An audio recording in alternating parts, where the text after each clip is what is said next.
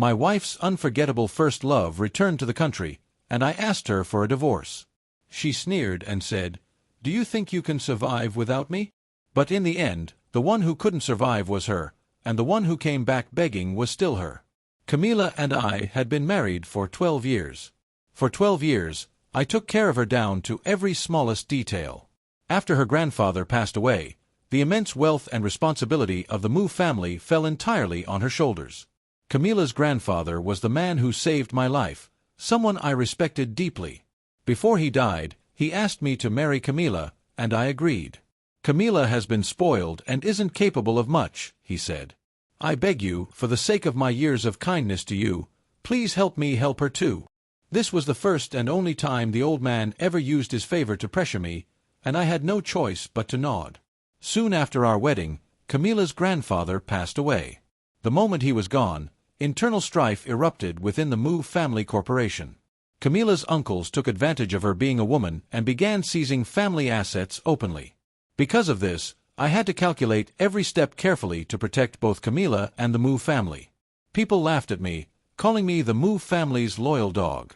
There were countless assassination attempts, but I didn't care. Her grandfather had saved my life, and repaying him was my duty. I wanted to live a peaceful life with Camila, but she was convinced I was only after her family's wealth. I tried many times to gently persuade her to learn how to manage the company together with me. She mocked me instead. "Isn't the whole reason my father left you behind to manage the company so you just watch over it? Stop meddling in my affairs." Once, after I pulled her out of the arms of several men in a nightclub, she exploded in anger. "Aren't you done yet, James? Do you really think just because we're married, you're my husband? Dream on. You're just the steward my father left behind. Know your place and stop causing trouble." From that day on, I understood that Camila never intended to live a proper life with me, nor would she ever change. Later, I was involved in a car accident due to retaliation from a rival of the Mu family. I called Camila and asked her to stay at the company for just 2 days. She scoffed over the phone. "James, are you a woman? Clinging on like this, do you think it's fun?" Then she hung up, blacklisted my number, and never once came to see me in the hospital. I had no choice but to continue working through the pain. She left the entire Mu family business on my shoulders without a second thought. She relied completely on her father's life-saving favor toward me and acted without fear. Over the years, I slowly reclaimed the businesses that had been taken after the old man's death and gradually restored the Mu family to its former glory. I thought this would be how the rest of our lives went, civil, distant, and without bothering each other. Then, for reasons I didn't understand, she suddenly returned home and began playing the role of a virtuous wife and loving mother. After staying at the villa for a few days, Camila's phone kept ringing non-stop with calls from her friends. At the dinner table, I glanced at her. "Aren't you going out?" She turned off her phone. "What? You don't want me to stay home?" I ignored her and continued working. "This is your home. Stay wherever you want." She looked displeased. "James, don't you notice something different about me today?" I raised an eyebrow, puzzled. She bit her lip. "I got a new haircut. I even changed into a new nightgown, and you didn't notice." Only then did I realize she was wearing a deep V-lace dress, her legs long and straight. "I see," I said. "It looks nice." She leaned closer, the scent of her perfume filling my nose, batting her eyes seductively. "So who looks better, me or Laura?" "Laura." I suddenly understood why she had been staying home so often. The business between the Mu family and the Lin family had been managed by Laura. After the partnership ended, she asked if I wanted to join Lin Corporation. She told me Camila didn't appreciate what she had and promised my talent wouldn't go to waste. Laura was young, beautiful, and intelligent, by all accounts, the perfect partner. But I had already promised Camila's grandfather, so I rejected her. Camila poked me again. "Answer me. Who looks better, me or Laura?" Not wanting to be distracted from work, I replied absent-mindedly, "You look better." She was instantly delighted. She dressed up and went out. I assumed she would return to her old habit of disappearing for 10 days at a time. Instead, she came home that night with bags full of clothes and shoes for me. I'd be lying if I said I wasn't surprised. Our marriage had been arranged, and I had long given up hope for affection, but at least we could live peacefully as partners. That calm lasted 8 years. For 8 years, Camila played the role of a good wife and mother. Then Ethan appeared. He was Camila's unforgettable first love, the man who occupied her entire youth. No one who came after could ever surpass him. Every man Camila drank with in clubs shared one thing in common: they all resembled Ethan.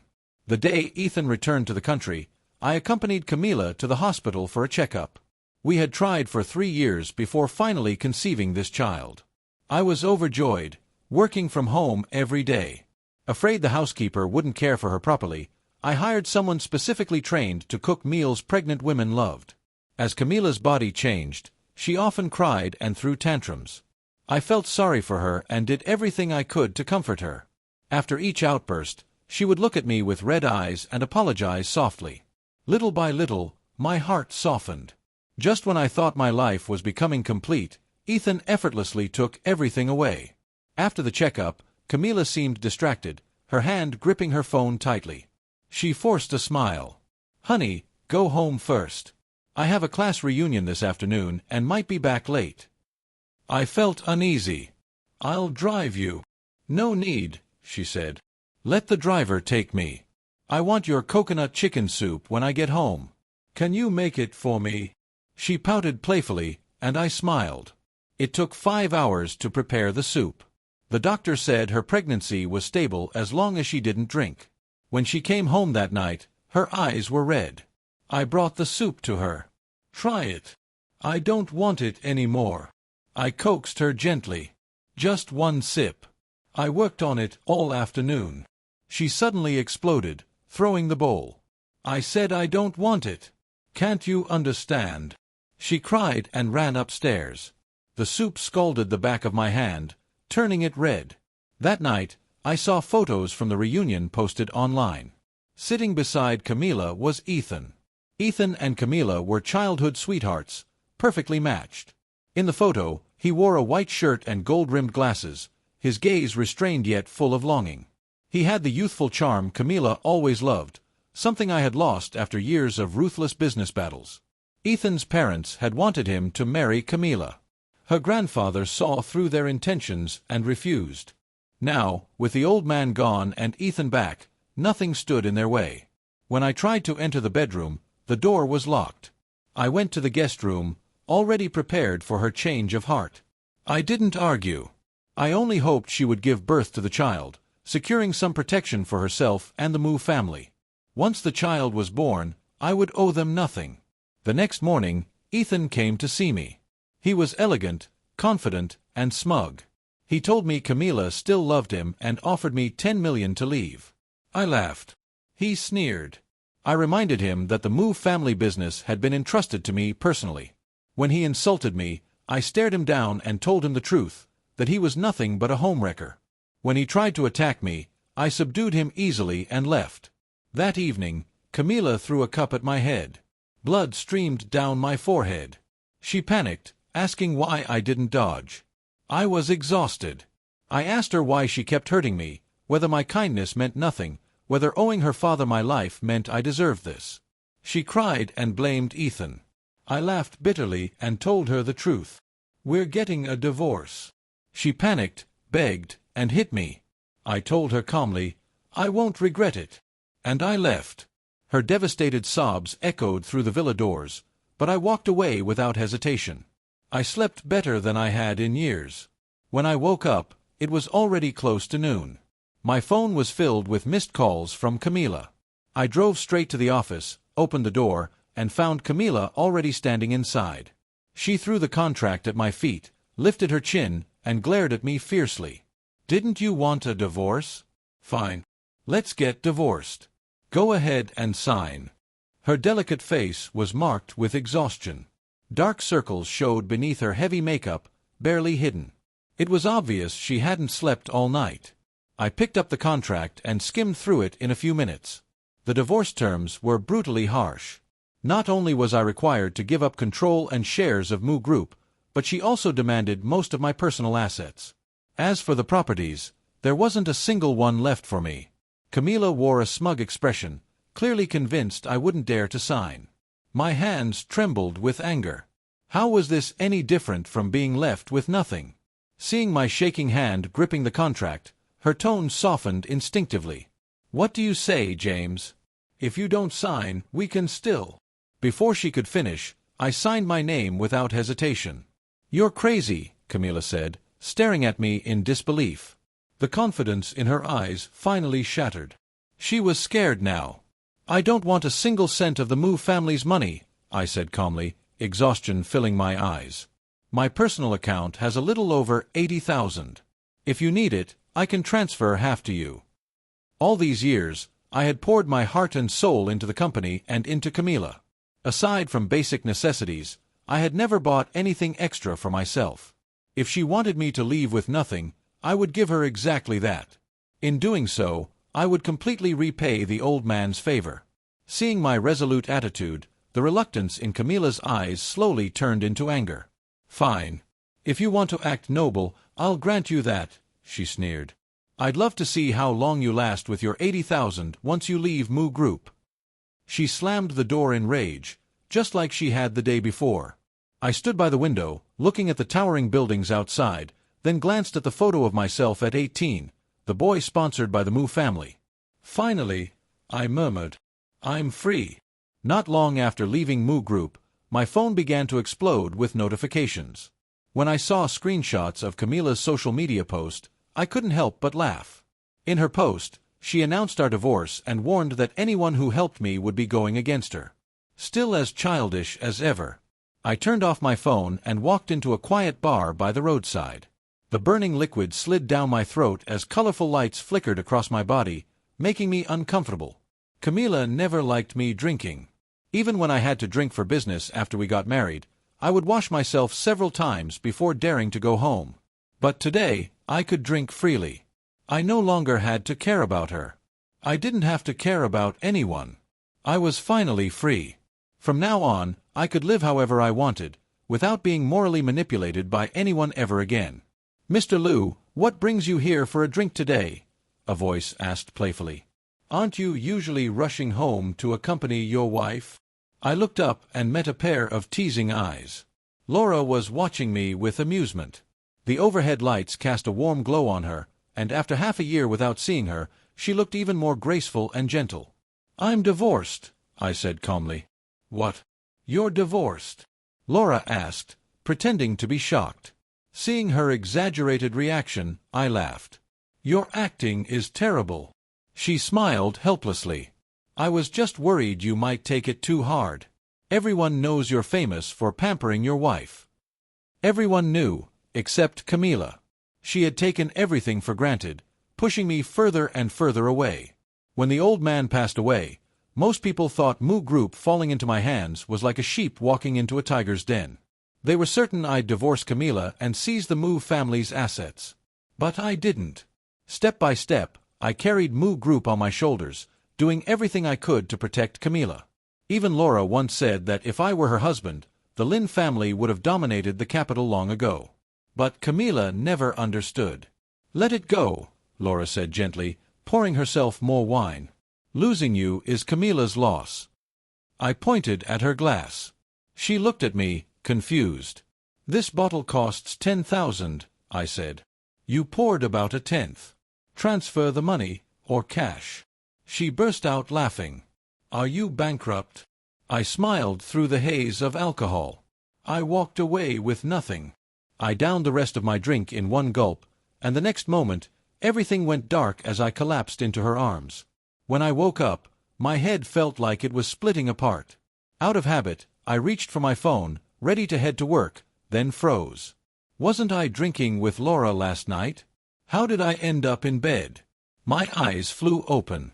The room was warmly decorated, filled with a faint peach-scented perfume. Hearing that I was awake, Laura walked in carrying breakfast. "You're awake." I quickly got dressed, apologized, and tried to leave. She suddenly blocked my path. "What's this, James?" she said firmly. "You sleep in my bed, and now you want to just walk away?" Then she smiled confidently, just like she did in negotiations when she knew she had the upper hand. Since you have nowhere else to go, why don't you help me manage my family's subsidiary? I considered it calmly. I truly had nowhere else to go. Camila and our mutual connections had made their stance clear. Laura was the best option. I want 30% of the company's shares. She smiled brightly. Deal. She tapped the table beside her, her eyes curving into a smile. Now let's eat. Laura gave me full access to her resources. Taking over the new company was far smoother than my early days managing Moo Group. She practically handed the subsidiary to me outright. And I didn't disappoint her. In just 3 months, the company's revenue increased nearly tenfold. I became incredibly busy, dealing with endless issues every day. One afternoon, while reviewing financial reports, a commotion erupted outside. Camila stormed in, slamming the door open. The secretary chased after her, apologizing repeatedly. James, how could you get involved with Laura? Camila shouted. And you're helping the Lin family attack Moo Group's business. Do you know how much our revenue dropped this month? She swept everything off my desk in a fit of rage. I nearly laughed. First, we're divorced, I said calmly. Who I'm with is none of your business. Second, the capital market is brutal. No one gets special treatment. There's nothing wrong with what I'm doing. She pointed at me, furious. My grandfather saved your life. The Moo family raised you. And now you're competing against us. She thought she could still pressure me like before. I looked up and met her gaze coldly. I no longer owe your grandfather anything, I said. I've worked myself to the bone for Moo Group for 12 years. That debt is repaid. What else do I owe your family? Get out. She froze. Her arrogance collapsed instantly. Her voice softened as tears welled up. What about the child? She cried. Even if you don't care about me or Moo Group, do you not care about our child? I stayed silent. You don't care about the baby either, she sobbed. I sighed. Take care of yourself during the pregnancy. Once the baby is born, I'll fulfill my responsibilities as a father. Seeing hope, she latched onto it desperately. You must remarry me, or I'll get rid of the child. I felt only disgust and disappointment. If you don't want the baby, I said coldly, I'll respect your decision. The child had been the last connection between us and the last protection I left her. If she didn't want it, I would let go completely. I left first, letting her destroy my office behind me. That night, Laura clinked her glass against mine, smiling brightly. Under my leadership, failing projects were revived, earning the Lin family tens of millions. The shareholders who once mocked her fell silent. After work, Laura took me out to dinner every day. Slowly, I got used to her presence. Once this project ends, I said gently, I plan to cash out my shares. Her smile faded with concern, but after listening, she nodded in understanding. If you ever want to come back, the Lin family will always welcome you. Just then, my phone rang. Camila. I'm at the hospital, she said sharply. You have 30 minutes. If you don't come, you'll never see your child again. Traffic delayed me. When I arrived, I heard Ethan's voice comforting her. Camila had already had an abortion. My mind went blank. I finally understood. What mattered most to Camila was never me, nor the Moo family. It was always Ethan. I looked at Laura as she carefully straightened my clothes and leaned down to gently kiss her on the forehead. She and I are long over. Hearing my answer, Laura didn't look completely satisfied. Instead, she said, Camila and Ethan have been fighting constantly since they got married, and Ethan's mother hasn't been treating Camila well. She kept watching my expression closely as she continued, I also heard that when Camila was pregnant, the baby was already too far along. She insisted on having an abortion anyway, and it left her unable to conceive again. I interrupted her calmly. All right. Let's not talk about irrelevant people anymore. Seeing my attitude, Laura smiled gently and took my hand, and together we walked into the banquet hall.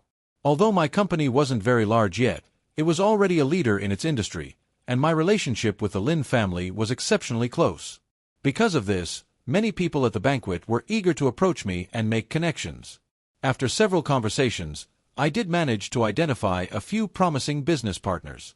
Ethan, why would you bring Camila to the Sue family's banquet? What help can a woman who's never managed a company possibly provide? I turned my head and saw Ethan walking in with his mother, with Camila following behind them. She looked dazed, and her once delicate, charming face was now deathly pale. "Mom, Camila is my wife. It's only right that I bring her," Ethan replied seriously. Mrs. Lu scoffed at her son's words and turned away to chat with other wealthy young women. I shook my head, having no intention of interacting with Camila or the Mu family. I was about to go look for Laura, but before I could take 2 steps, I saw Mrs. Lu enthusiastically pull Laura aside. "Laura, you and Ethan are both outstanding figures among the younger generation in Beijing. Our families should collaborate more in the future." Mrs. Lu smiled warmly at Laura, her attitude completely different from how she had just treated Camila. Laura, however, didn't look pleased. She subtly moved Mrs. Lu's hand away and said calmly, "When I was in my 20s, I was already running my family's company day and night. I doubt Ethan, who took his time studying abroad, would have much to say to me." Mrs. Lu's expression stiffened, but she forced a smile. "That doesn't matter. Ethan is now a board member of several companies. I'm sure you'll have more in common." Seeing that Mrs. Lu still didn't know when to stop, Laura's face turned cold. "Since Ethan has married the Mu family's daughter, perhaps you should spend more time caring for your daughter-in-law instead of talking to me." With that, she walked over, took my hand, and led me away. I couldn't help but sigh. Ethan is at least polite. How does Mrs. Lu manage to be so irritating? Laura's expression remained calm. Probably because Camila can't have children. She's been wanting her son to divorce and remarry for quite some time now. She paused before adding, "Someone like Mrs. Lu, who benefits from exploiting others, would never willingly hand over her family's legacy. Pushing Camila toward divorce is only a matter of time." I sighed again at her words. Laura looked visibly disgusted. They use their son to cling to someone when it suits them, and once they're done, they kick them aside. The Lu family is truly repulsive. The banquet soon came to an end, and the guests gradually began to leave. I glanced at the clock on the wall, ready to head out with Laura. By chance, we ran into Camila arguing with Ethan at the entrance. "Ethan, am I still your wife?" Camila demanded. "Your mother publicly humiliated me at the banquet and was openly searching for another wife for you, and you did nothing. Does your Lu family even see me as a person?" Her face was completely drained of color, her lips pale, and her eyes filled with disappointment. Ethan's expression hardened as he grabbed her wrist. "Let's talk about this at home." Camila forcefully pulled her hand free and stood her ground. "Let go of me. Since I married you, how many benefits has your Lu family gained from Mu Group? How much has your status improved? I've endured endless humiliation from your mother. Now that you've drained everything from the Mu family, I'm no longer useful, am I?" Hearing her words, Ethan's temper flared as well. "Camila, be honest. Without the Lu family stepping in, how long do you think Mu Group could have survived? As for my mother, she was wrong, and I'll make her apologize when we get home. Now can you stop throwing tantrums and come home with me?" Camila's eyes reddened, and she let out a bitter laugh as she stepped back. "Tantrums? You barely come home because of work, and that's my fault for throwing tantrums? Your mother mocks me for not being able to have children, and that's also my fault." Her eyes filled with pain, and her voice trembled as she continued, "Now your Lu family humiliates me in public, treating me as disposable. Is that also because of my tantrums?" Ethan's face darkened as he took a deep breath. "We'll discuss this at home, Camila." But something inside Camila finally snapped. She pointed at him and shouted, "You're not even half as good to me as James was. If it weren't for you, I wouldn't have lost my child. Your Lu family has been after the Mu family's assets from the beginning, trying to wipe us out." At that, Ethan dropped all pretense, stormed out of the banquet, and left Camila behind as she collapsed into tears. I watched the scene quietly, feeling as though everything was unfolding exactly as expected. Yet, I didn't feel any joy. A few months later, Camila and Ethan divorced. Before the divorce was finalized, she visited the company several times, rallying the old members of the Mu family and reclaiming control of Mu Group. When Mrs. Liu found out, she had a massive argument with Camila, but this time Camila didn't cry or cause a scene. She simply left the Liu family the next day. Without the Mu family's support, many of Ethan's business ventures collapsed, and his downfall became visible to everyone. Camila didn't fare much better. Mu Group's scale shrank drastically, and it never returned to its former glory. Meanwhile, my relationship with Laura progressed rapidly, and we got engaged a month ago.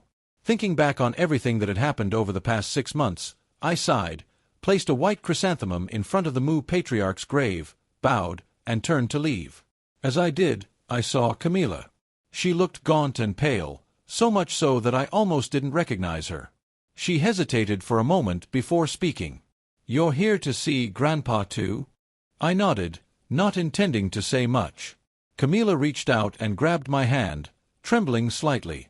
Her eyes were filled with pain and humility as she spoke. "James, I know I was wrong. I didn't cherish the good you gave me. It's all my fault. Can you give me another chance? Let's start over, okay?" There was a glimmer of hope in her empty eyes as her fingers tightened around mine. I looked at her calmly, without any emotion. "Camila, we're over." Hearing my answer, it was as if all her strength drained away. She knelt in front of the Mu patriarch's grave, sobbing softly. I pulled my arm free and turned to leave, not sparing her another glance. Dark clouds hung low in the sky, and a cool breeze brushed past me. Yet I felt lighter than ever. The road ahead was long and full of obstacles, but at last, 12 years after leaving the Mu family's protection, I had truly been reborn.